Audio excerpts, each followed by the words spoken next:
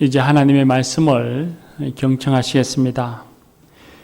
무리 중에 한 사람이 이르되 선생님 내 형을 명하여 유산을 나와 나누게 하소서 하니 이르시되 이 사람아 누가 나를 너희의 재판장이나 물건 나누는 자로 세웠느냐 하시고 그들에게 이르시되 삶과 모든 탐심을 물리치라 사람의 생명이 그 소유에 넉넉한 데 있지 아니하니라 하시고 또 비유로 그들에게 말하여 이르시되 한 부자가 그 밭에 소출이 풍성하매 심중에 생각하여 이르되 내가 곡식 쌓아둘 곳이 없으니 어찌할까 하고 또 이르되 내가 이렇게 하리라 내 곡간을 헐고 더 크게 짓고 내 모든 곡식과 물건을 거기 쌓아두리라 또 내가 내 영혼에게 이르되 영혼아 열에 쓸 물건을 많이 쌓아두었으니 평안히 쉬고 먹고 마시고 즐거워하자 하리라 하되 하나님은 이러시되 어리석은 자여 오늘 밤에 내 영혼을 도로 찾으리니 그러면 내 준비한 것이 누구의 것이 되겠느냐 하셨으니 자기를 위하여 재물을 쌓아두고 하나님께 대하여 부여하지 못한 자가 이와 같으니라. 아멘. 이 말씀으로 은혜 주실 줄 믿습니다. 테일라 중창단 찬양하겠습니다. 테일라라고 하는 말은 찬양하라 하는 뜻의 히브리어입니다.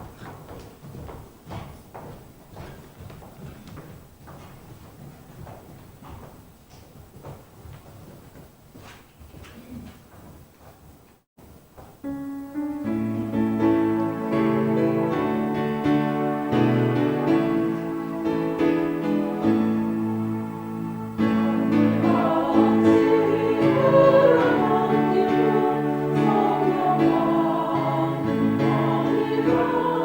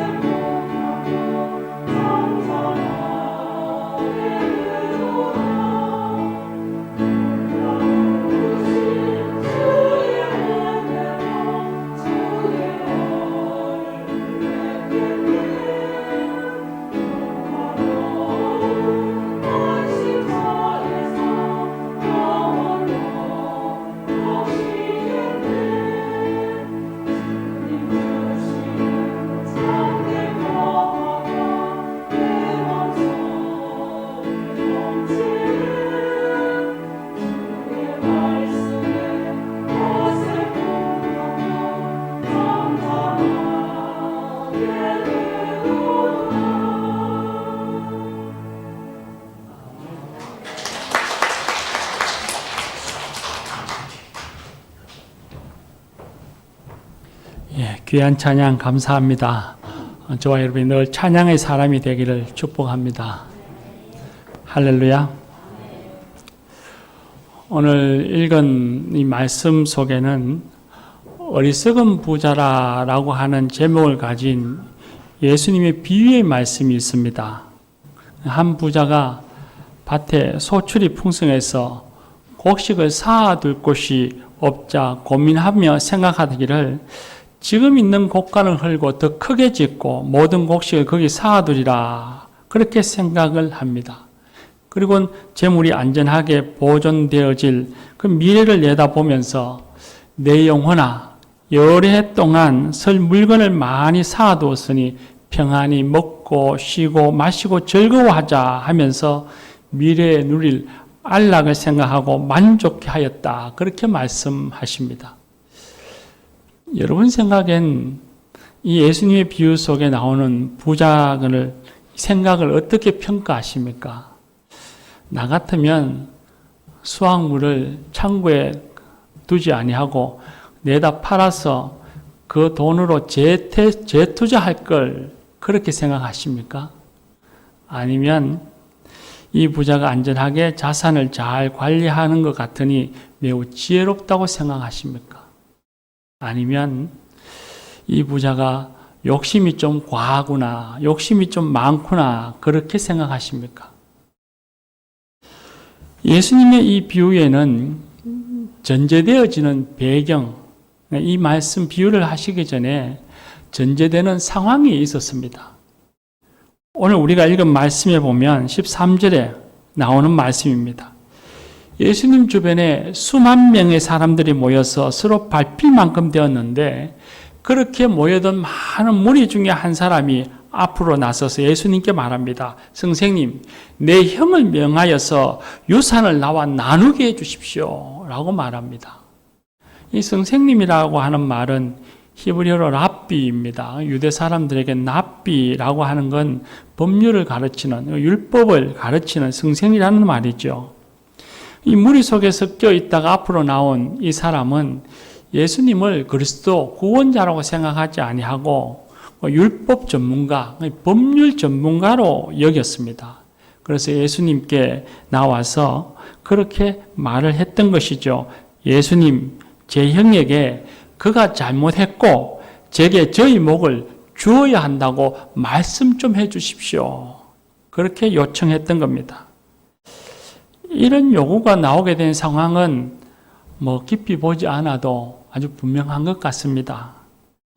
그들의 아버지는 말이나 글로써 유언을 남기지 못하고 돌아가셨고, 아버지에게는 남겨놓은 땅이 있었고, 두 형제가 이를 소유하게 되었는데, 당시 유대인의 법으로서는 아버지의 유업은 형이 동의를 해야만 동생에게 나누어 줄 수 있고 동생이 그 유산의 목을 받을 수 있습니다.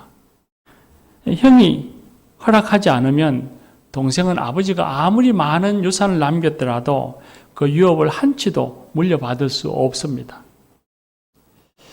예수님께 간청한 이 사람은 틀림없이 그 형제들 중에 동생입니다. 그리고 또 아주 분명하게 형은 동생에게 한 치의 땅도 주고 싶은 마음이 없는 사람입니다. 이 동생은 지금 예수님에게 자기 형에게 압력을 좀 넣어서, 그래도 율법 선생님이니까 선생님으로서 형에게 좀 압력을 넣어서 형이 모든 것을 차지하려고 하는 그 재산 내게 나누어 주라고 좀 강요해 주십시오, 강권해 주십시오, 그렇게 요청하고 있습니다.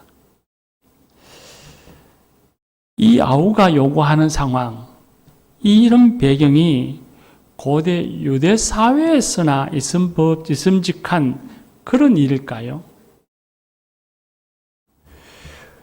현대 사회에 훨씬 더 법률이 고도화되어져 있고 형제 자매들 간의 관계가 평등화되어져 있다고 생각하는 오늘 이 시대에도 우리가 사는 사회, 우리가 사는 이 세상에서는 빈번하게 일어날 수 있는 일이 아닐까, 그런 생각을 해봅니다. 오늘 우리는 설날입니다. 설 명절인데 어쩌면 어느 가정에서는 명절이라고 부모 형제들이 다 모였지만 즐거운 시간을 가지는 것이 아니라 이와 아주 유사한 문제로 돈 문제라든가 여러 가지 이해관계에 얽혀서 즐거워하기보다는 서로 내심 갈등하거나 얼렁거리고 있을지도 모릅니다. 아니면 이 문제로 인해서 형제들 간에 의가 상해서 이제는 다시 보지 않을 것처럼 방문을 박차고 대문을 박차고 각자의 집으로 돌아갈지도 모르는 일이죠. 교우 여러분, 형제들 간에 이런 갈등이 있다면 예수님께 제 목을 돌려받게 해주십시오 라고 요청하고 기도할 것이 아니라 예수님, 제 형과 제가 싸우고 있습니다. 저는 이 싸움이 우리 사이를 영영 갈라놓을까 봐 걱정입니다. 저와 제 형 이야기를 듣고 우리를 좀 화해시켜 주십시오. 간청하오니 우리가 하나 되게 해 주십시오 라고 해야 하는 것 아닐까요? 예수님께 도움을 요청한 이 아우의 요구를 우리가 좀 거창하게 표현을 한다면 토지를 분할해서 형제 간에 정의를 세워주십시오 하는 요구입니다. 이 아우의 생각에는 자신도 아버지의 아들이니까 아버지가 물려놓으신 유산을 자기 목을 받는 그것이 정의라고 생각을 합니다.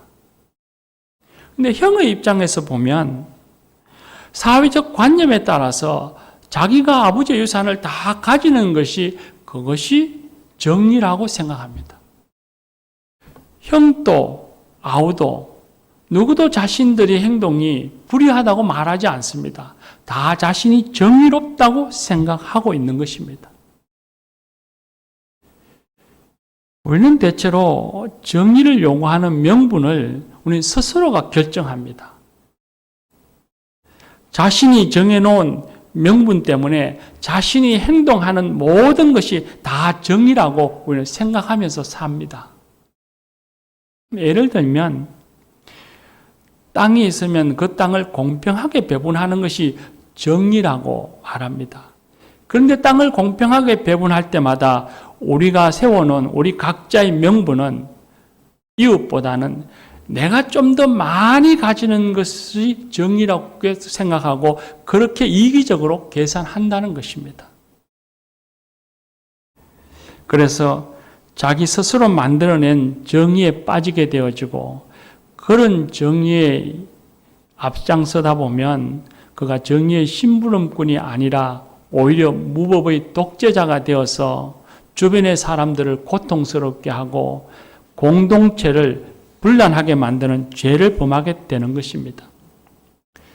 그래서 신앙인들이라면 우리가 늘 잊지 말아야 할 것 중에 하나가 자신의 생각이 또 자신의 행동이 틀릴 수도 있다고 하는 겸손함을 우리는 늘 가져야 합니다. 그리고 자신의 생각을 좀 객관적으로 평가해 볼 수 있는 그런 눈을 가지도록 우리는 노력해야 하고 그런 성숙함이 우리는 있어야 합니다. 가족들 관계에서도 우리는 마찬가지입니다. 아내가 남편에게 당신 좀 잘못했어요 하면 시끄럽다 그렇게 할 것이 아니라 오히려 아내가 잘못을 지적할 때에 그걸 겸하게 받아들이는 성숙함이 있어야 합니다. 아내 역시도 마찬가지죠. 남편이 잘못했어요 라고 하면 자신의 행동과 생각을 한번 뒤돌아볼 줄 아는 그런 지혜로운 사람, 성숙한 사람이 되어야 하는 것입니다. 제가 이 말을 하는데도 아무도 웃지 않으시는 걸 보니까 여러분의 가정에는 이런 일이 없는가 봅니다. 오늘 말씀에 나오는 아우도 자신이 스스로 자신의 주관에 맞추어서 정의가 무엇인지를 미리 설정해 놓고 그리고 그 정의에 맞추어서 예수님에게 자기 견해를 형에게 강요해서 내 뜻을, 내 소원을 이루어주게 해달라고 그렇게 요구하고 있는 것입니다. 예수님은 어떤 반응을 보였을까요? 오늘 우리가 읽은 말씀 14절을 보려면 예수님이 그렇게 말씀하십니다. 이 사람아, 누가 나를 너희 재판관이나 너희 재산을 나누는 사람으로 세웠느냐, 재산 분할자로 세웠느냐 라는 질문으로 대답하셨습니다. 예수님께서 자신에게 요청하는 이 아홉 젊은이를 부르시는 호칭이 사람이라는 호칭을 불렀습니다. 근동 지역에서는 이런 호칭은 사람을 퉁명스럽게 부르는 방식 중에 하나라고 합니다. 난 너 이름을 쓰지도 않겠고 너를 친구로 부르지도 않겠다. 난 그저 너를 그냥 사람이라고 부르겠다. 그런 뜻입니다. 예수님께서 자기에게 요청하는 젊은이를 보시면서 불쾌함을 강하게 그렇게 나타내는 어투라는 것입니다. 예수님이 누군가의 요청을 받았을 때에 이토록 불친절하게 받으신 적이 있었을까라는 생각이 들 정도로 예수님은 자기에게 나서서 요청하는 그 젊은 아우를 보면서 불쾌하게 여기셨던 겁니다. 그러시고는 예수님은 이 문제를 새로운 시각에서 바라보도록 요구하시면서 바로 이 어리석은 부자의 비유를 말씀해 주셨습니다. 부자는 자기 곡간을 헐고서 넘치는 수확물을 쌓아둘 더 큰 곡간을 짓겠다고 결심을 합니다. 그런데 우리가 좀 생각을 한번 넓혀서 생각해 보십시오. 그가 농사를 짓고 그리고 모든 농산물을 거두는 그 일을 혼자 했겠습니까? 틀림없이 그 부자에게 고용된 사람이 있었을 것입니다. 같은 부자의 것이라 할지라도 고용된 사람들이 부자를 위해서 열심히 일했을 것이고 앞으로도 그 부자의 밭에서 일을 할 것입니다. 그런데 이 부자는 그런 사람들에 대해서 아예 언급조차 하지 않습니다. 이 부자가 아는 것은 오직 자기뿐입니다. 우리가 읽은 말씀 예수님의 비유 속에서 반복적으로 나오는 단어가 있습니다. 바로 자기 아이입니다. 내 수확물, 내 곡간, 내 곡식, 내 물건, 내 영혼뿐입니다. 반복적으로 계속해서 내 영혼, 내 곡간, 내 수확물, 내 물건이라고 말합니다. 부자는 철저하게 자기 중심적입니다. 그런데 바로 그때에 자기만 배불리 먹고 편안히 쉬리라는 그때에 그리고 그 예수님의 말씀을 듣고 있던 그곳에 모인 수많은 군중들이 수확물이 많아서 더 큰 곡간을 짓고 싶어하는 그 부자를 부러워하면서 지혜롭다 생각하는 바로 그때에 그곳에 천둥 번개처럼 하나님의 음성이 울려 퍼집니다. 20절 말씀에 하나님이 이르시되 어리석은 자여 말씀합니다. 하나님이 지혜롭다고 말씀하시는 것이 아니라 어리석은 자여라고 말씀하십니다. 그리고 말씀하시기를 오늘 밤에 내 영혼을 도로 찾으리니 그러면 내 준비한 것이 누구의 것이 되겠느냐 말씀하십니다. 부자는 평안히 쉬고 즐거워하겠다고 하는데 하나님은 내 영혼을 도로 찾겠다고 말씀하십니다. 이 말씀이 단순히 오늘 밤에 내 목숨을 내가 데려가겠다, 거두겠다 그런 말씀 의미만은 아닙니다. 도로 찾는다 말씀하셨습니다. 도로 찾는다는 말은 그 목숨, 그 영혼의 주인이 하나님이시라는 겁니다. 부자의 것이 아니고 사람의 것이 아니라 하나님 것이라는 겁니다. 하나님의 것을 부자에게 빌려주었다가 이제 내가 도로 찾겠다는 말씀입니다. 하나님께서 그렇게 말씀하십니다. 내 영혼, 내 목숨이 원래 너희 것이 아니라 내가 너에게 빌려준 것이니 내가 오늘 밤에 도로 찾겠다 말씀하십니다. 이 말씀은 매우 중요한 성경의 진리입니다. 우리가 자주 잊고 살아가는 진리이기도 하죠. 사람의 목숨은 우리의 권리가 아닙니다. 하나님이 우리에게 주신 선물이고 하나님이 빌려주신 것입니다. 만약 하나님이 부모님을 오늘이라도 데려가신다면 그건 정말 매우 슬픈 일이지만 하나님께 더 많은 세월을 요구할 수 없습니다. 하나님 10년만 더, 20년만 더, 하나님 100세까지 그렇게 우리는 요구할 수 없습니다. 다만 하나님께서 부모로, 자녀로 만나서 서로 사랑하고 서로 의지하고 서로 섬기며 살아왔던 날들을 감사할 뿐입니다. 우리가 살아가는 하루하루가 하나님 주신 선물입니다. 한날의 생명이, 우리가 살아가는 한날의 생명이 우연히 내게 주어지거나 하늘에서 그저 뜻없이 내게 주어진 것이 아닙니다. 하나님이 우리에게 주신 귀하고 복된 선물인 것입니다. 그러니 하루하루를 살아갈 때 그 날들을 가볍게 생각하지 말고 우리는 매우 깊이 있게 생각하면서 하루를 살아가야 합니다. 진실하게, 즐겁게 사랑하며 살아야 합니다.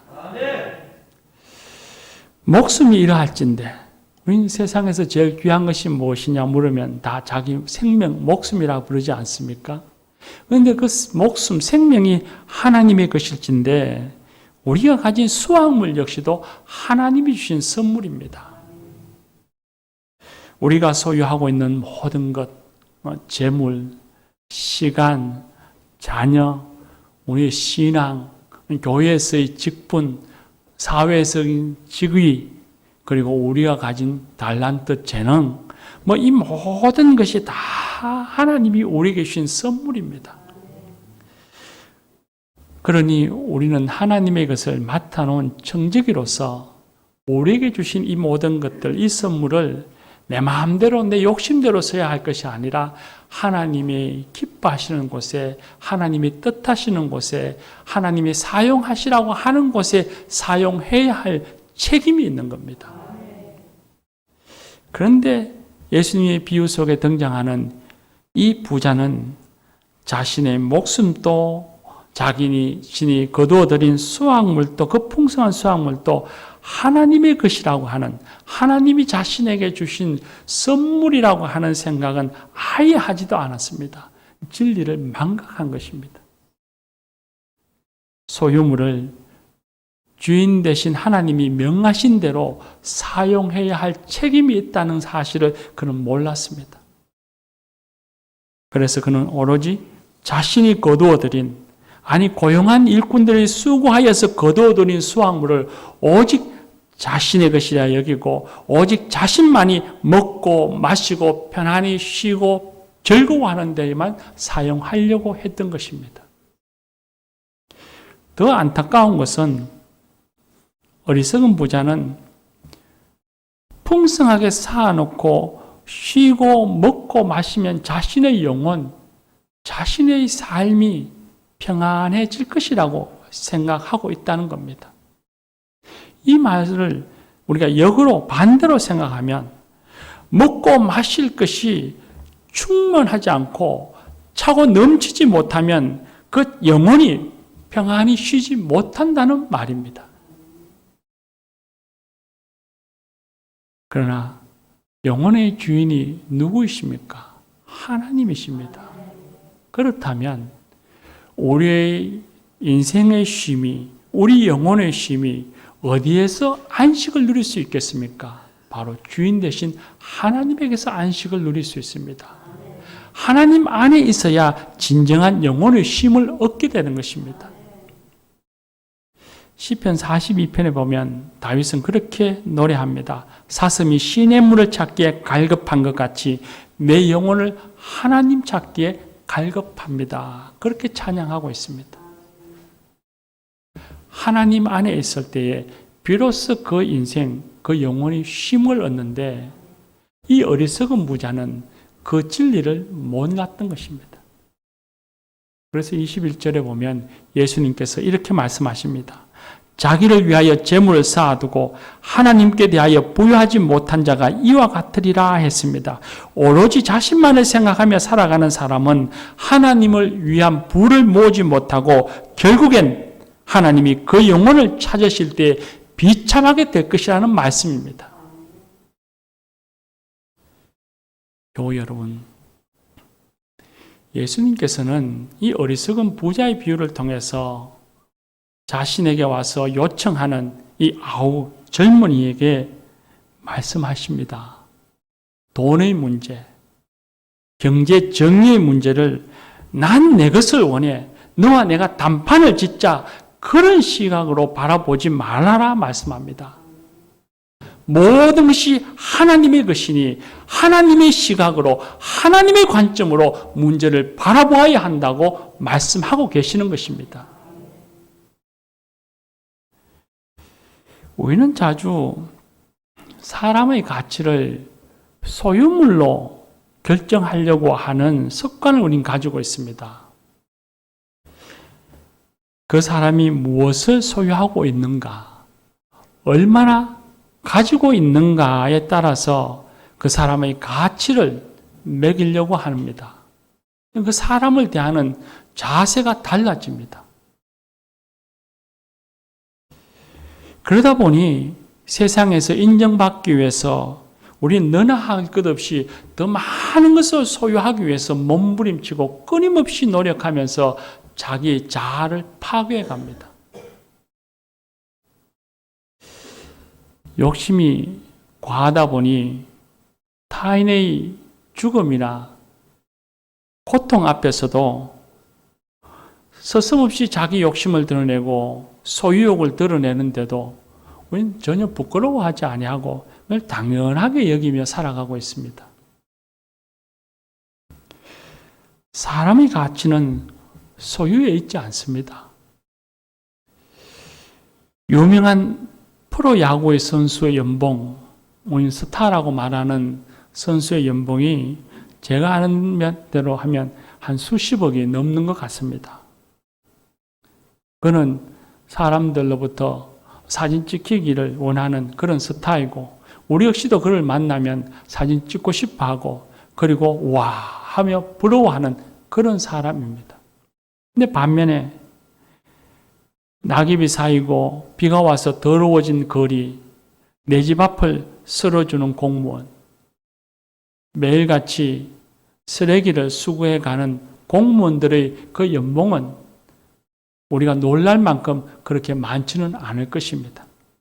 그런데 어느 날 하나님이 우리에게 찾아오셔서 감사 편지 한 장을 탁 주시면서 이 편지를 소중한 사람에게 전해주라 하신다면 우리는 두 사람 중에 누구에게 이 편지를 전해주시겠습니까?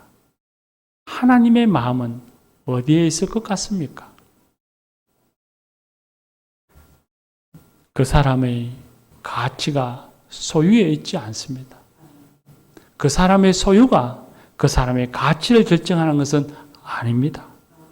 그래서 오늘 우리가 읽은 말씀 15절에 보면 예수님께서 그렇게 말씀합니다. 탐심을 물리치라 하시면서 사람의 생명이 그 소유에 넉넉한 데 있지 아니하다 하셨습니다. 이 말씀을 다른 말로 표현해 보면 사람의 가치가 그 사람의 소유에 넉넉함에 있지 아니하니라. 그 사람의 자아가 그의 소유의 넉넉함에 의해서 결정되어지는 것이 아니니라. 그렇게 말씀하고 계십니다. 하나님께서는 사람을 그 소유로 가치를 매기지 않습니다. 오히려 하늘에 보화를 쌓아두고 하나님을 위해 사용하는 사람, 이웃을 섬기며 사랑하며 사용하는 사람, 그런 사람을 인정하시고 칭찬해 주십니다. 교우 여러분, 우리도 이제는 시각 관점을 좀 바꿔야 합니다. 세상의 관습에 따라서 사람을 보고 세상을 바라볼 것이 아니라 모든 것이 하나님의 것이라고 하는 그 진리, 그 믿음으로서 세상을 바라보고 이웃을 바라보고 내 자신을 바라보아야 합니다. 예수님께서 자신 앞에 나와서 자기 목을 요구하는 이 젊은이에게 이렇게 말씀하셨으리라고 생각합니다. 이복의 젊은이, 유업을 너가 주관하든 내 형이 주관하든 너희 형제는 모든 것이 하나님의 소유임을 인정해야 한다. 너희는 둘 다 소유한 재물을 잘 관리하고 너희가 살아가는 나날을 잘 사용할 청지기로서의 책임을 하나님께 지고 있다. 너희 부와 너희 삶은 하나님이 빌려주신 것이다. 너희가 만족을 모르고 더 많이 얻고자 하는 내면의 욕구를 억누르지 못한다면 너희 둘 다 파멸될 것이다. 그래, 너가 유산의 싸움에서 이겼다 치자. 그럼 그 다음에는 어떡할래? 이 땅의 삶 저편을 내다보아라. 너가 받은 유업이 장차 누구의 것이 되겠느냐? 땅의 것을 생각하지 말고 하늘의 것을 생각하며 살아라. 그렇게 말씀하셨을 것입니다. 예수님이 이 젊은이 아우에게 하시는 말씀이 그에게만 하시는 말씀이 아니라 돈을 쫓아 살아가고 재물과 소유가 전부인 듯이 그렇게 내달려가는 이 세상을 향해서 그리고 우리에게도 말씀하시는 것 같습니다. 그 다음에는 아무개야, 그 다음에는 어떡할래? 하나님이 오늘 밤 불러가시면 그 다음에는 어떡할래? 기도하십시다.